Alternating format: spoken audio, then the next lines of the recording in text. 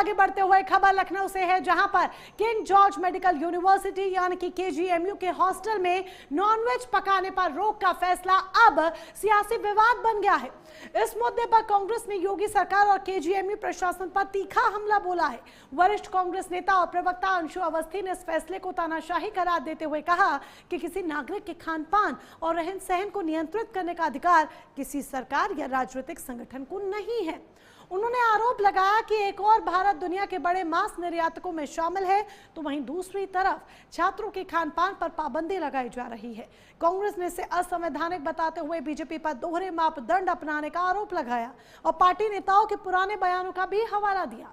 वहीं इस पूरे मामले पर केजीएमयू के स्पोक पर्सन डॉक्टर के सिंह ने कहा कि इस खबर को गलत रूप से दे दिया गया है। फिलहाल हॉस्टल के नियमों को लेकर शुरू हुई बहस अब राजनीतिक रंग ले चुकी है।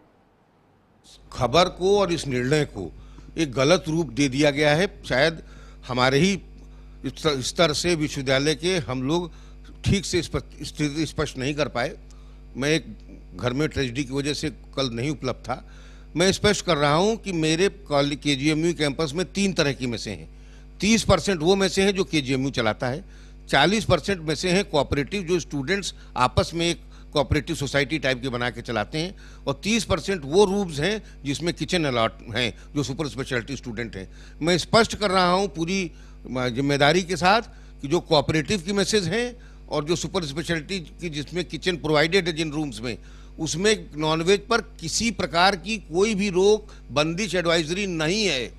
जो हमारी 30% की कॉलेज की मैसेज हैं उसमें वेजिटेरियन बच्चे जो हैं, प्योर वेज हैं, जो उनकी चिंताओं को देखते हुए किया गया है। मेरा एक सिंपल एक उदाहरण है कि अगर आप एक रोड पे जा रहे हैं और वहाँ वेज रेस्टोरेंट हैं तो उसमें घुस के नहीं कह सकते कि मुझे इसमें नॉनवेज सर्व करो। हमारे पास 30% आज की डेट में वेजिटेरियन मैसेज हैं और 70% नॉन वेजिटेरियन हैं। 70% जगहों पे बच्चों को विकल्प है जो वहाँ जाके ज्वाइन कर लें। जो 30% वेजिटेरियन मेस भी है तो हमारे यहाँ खाना मैंडेटरी नहीं है। जिसको नहीं खाना है वो किसी भी रोज़ तो नॉनवेज शायद ही कोई खाता होगा, जो भी खाता हो अगर रोज़ खाता है तो दूसरी मैसेज को ज्वाइन कर ले, और नहीं तो वो अपने रूम में जाके खा ले, जिस दिन नहीं हो बाहर जाके खा ले। फिर भी केवल 30% मैसेज में ये कहा गया है। और इन बच्चों जो प्योर वेजिटेरियन हैं, जो धार्मिक रूप से एक ही जगह पे एक बर्तन में कॉमन यूज नहीं करना चाहते, उनके आपत्तियों को देखते हुए किया गया है। 70% हॉस्टल अभी भी नॉन वेजिटेरियन है और सबको विकल्प प्राप्त है कि वो वहां जाके नॉन वेजिटेरियन का सेवन कर सकती है। किसी को भी किसी के निजी खान पान पर, रहन सहन पर, धर्म को मानने पर रोकने का अधिकार नहीं है। केजीएमयू के प्रशासन ने जिस तरीके की रोक सरकार के इशारे पर लगाई है कि मांसाहार वहां पर ना बने, ये पूरी तरीके से असंवैधानिक है, गलत है। और बीजेपी सरकार जो दूसरों को रहन सहन और खान पान पे कंट्रोल और नियंत्रण करना चाहते हैं, वो अपने नेताओं के बारे में क्या कहेंगे?